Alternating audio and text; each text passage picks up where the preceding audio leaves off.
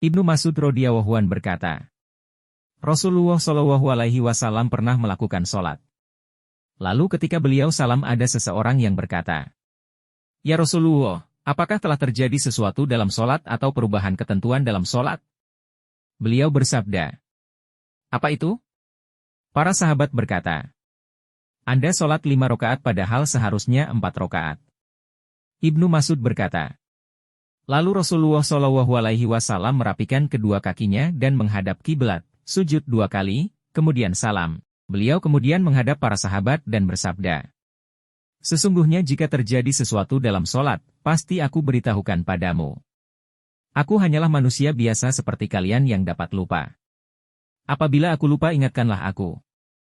Dan apabila seseorang di antara kalian ragu dalam sholatnya, maka hendaknya ia berusaha untuk mengingat-ingat yang benar lalu menyempurnakan sholatnya.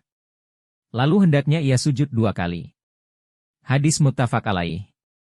Dalam suatu riwayat Bukhari, hendaknya ia menyempurnakan lalu salam kemudian sujud. Dalam riwayat Muslim disebutkan bahwa Rasulullah Shallallahu Alaihi Wasallam pernah sujud sahwi 2 kali. Sujud itu dilakukan setelah salam dan bercakap-cakap. Menurut riwayat Ahmad, Abu Dawud, dan Al-Nasai dari hadis Abdullah bin Ja'far yang diriwayatkan secara marfuk disebutkan, orang yang ragu dalam sholat hendaknya ia bersujud 2 kali sesudah salam. Hadis ini dinilai sahih oleh Ibnu Huzaimah. Penjelasan hadis sebagai berikut. Pada hakikatnya, Nabi tidak pernah lupa karena beliau dijaga dari setan, tetapi Nabi terkadang lupa. Hal itu terjadi agar orang yang lupa mengetahui cara menambal kecacatan ibadahnya. Dalam sebuah hadis disebutkan bahwa beliau adalah orang yang tidak pernah lupa. Ada perbedaan antara lupanya Nabi dengan lupanya kita. Lupanya Nabi berisi hukum-hukum yang disyariatkan bagi umatnya, adapun lupanya kita disebabkan oleh kelalaian dan setan. Inti hadis ini sebagai berikut.